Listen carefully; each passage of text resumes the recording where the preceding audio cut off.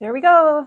Hi, I'm Diana, and today we are going to talk about the 3 style rules that you should follow and then learn to break. I love to do this because style rules are there for a reason. They make you look good. And of course we want to look good, but don't we also want to look fun? So that's when we break the rules. And let's talk about this because I feel like style rules have become a burden. Style rules put you in a box and you end up looking like the same classy, elegant woman that everybody wants to be. And frankly, I find that boring because half the time I want to be the wacky aunt at the barbecue. So what we're going to do today is we're going to play with those classic style rules of how to make an outfit interesting through color, shape, or texture. Oh, you might notice that I have my hair extensions on today, and that's because I just want to have fun. And you know what? They are real human hair, and if you want to know about where I got them and how I put them on, you can watch this video right here. But they are cheap. So I really don't want to hear any comments about, get yourself some real hair extensions, please. You know, it's like, let's just have fun. So let's get going. We're going to start with this simple sheath dress. It's olive green. It's pretty enough, but if we were following the style rules, and the style rules always go like this. If it's not interesting through color, let it be interesting through shape. And if it's not interesting through shape, make it interesting through texture. And you know what? I mean, this dress is a pretty standard neutral color, and it's a pretty standard shape, and it does have texture. Did it work to make it interesting? Not really. This is pretty boring. This is a very standard dress. It's pretty enough, but it does not stand out in any way. The texture did not help. If the style rules aren't going to help us here, how do we fix this? Let's take it a step further. Let's add 2 style rules together. So we have texture, and now we're going to add color. I just picked this up, and I like it. Okay, now I think we're getting somewhere. So we have 2 style rules in place. These colors, you don't normally think of them together unless we're talking about watermelon. And I love watermelon. So let's talk about it. So I like this watermelon combination. So in this case, if you are using the style rule and it's still not enough, add another style rule. Okay, here is an example of a little black dress. And often the little black dress can be quite boring. And most people do like it that way. But you know, sometimes you want it to stand out a little bit, and this is a good place for you to use the style rules. In this case, it's not interesting in color because it's a little black dress, but it's interesting in shape. So here we have a nice little one-shouldered dress. This is Banana Republic. It's so cute and classy. I love it. You know, if you just wanted to stand out and look cute in a kind of interesting way, this one-shoulder idea is so sweet. And I love that it's got pockets. Am I just always talking about pockets? I swear I am. And today we're going to stick with mostly these neutral heels because we're just talking about clothing shapes. So we're not going to get wild with our shoes or jewelry, okay? But it's the clothes we're focusing on. And boy, is this adorable. I'm not really a person who just chooses a little black dress to wear somewhere, but I would choose this. Good example of using shape for interest. And you know what's really great about this is it's nice and thick. Doesn't show any bumps. Why am I always talking about these couple of things? Pockets and body bumps. I like this. I almost don't want to take this off, but on to the next one. Honestly, I'm not the biggest fan of overalls, but I think that these have a really cool modern shape. And you know, I like the bagginess. The baggy is the shape I'm talking about. It's kind of erased any kind of shape I have. And sometimes you want that. And I like the roominess of it. I like that it's okay that it's a little bit wrinkled. That makes it more casual. Even though I really do think it's good enough like this, let's layer something else on. Let's try this sleeveless turtleneck sweater on top for texture. I love this. This feels great. And I just want to show you that this sweater, it adds texture all over my outfit, and it adds a little bit of warmth. But these low, what do you call these? Armpits. These low armholes. Adds some space to it so I don't feel like I'm just drowning in sweater. And I love that it's all very flowy. I feel like it's very classy, but I also feel like the key to this is that low armhole. You can see the rest of my outfit here. Wow, I'm just finding so many things I want to keep on my body. This feels great. So in this case, we played with shape and texture and ended up with something really unique. Now, I don't feel it's wacky ant at the barbecue, so why don't we go there next? I don't think we're ready for this one, guys. I didn't know what this would look like when I put it together. And here we go. So I have this really fluffy shirt, very big cotton shirt. And I thought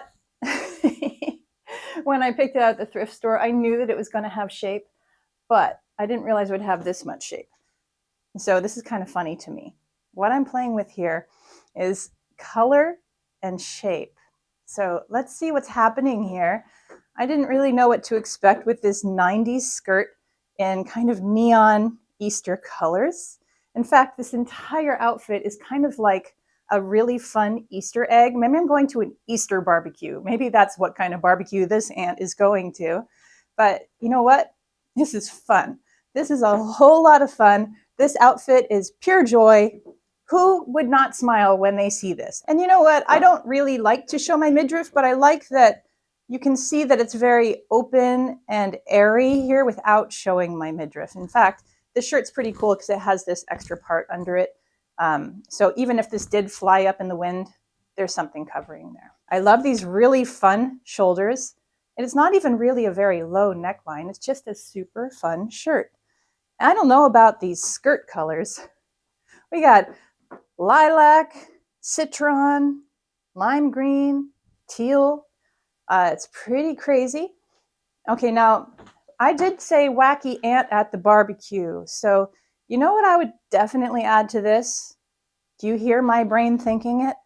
I didn't know which one I was going to choose. So we either have one of these also pastel colors if we just want to go all the way, or we have this leopard print. That might be too much. Doesn't go with these colors at all. Let's do it. How do you like that for a style rule? It doesn't go at all. Let's go for it. Okay. I do like that. Okay, leopard print scarf for the win. I love this outfit. Super fun. Let me give you the full view here. Let me give you a little spin around. This whole outfit is meant for spinning around. All right. Ooh, I want to show you something with texture. Hold on.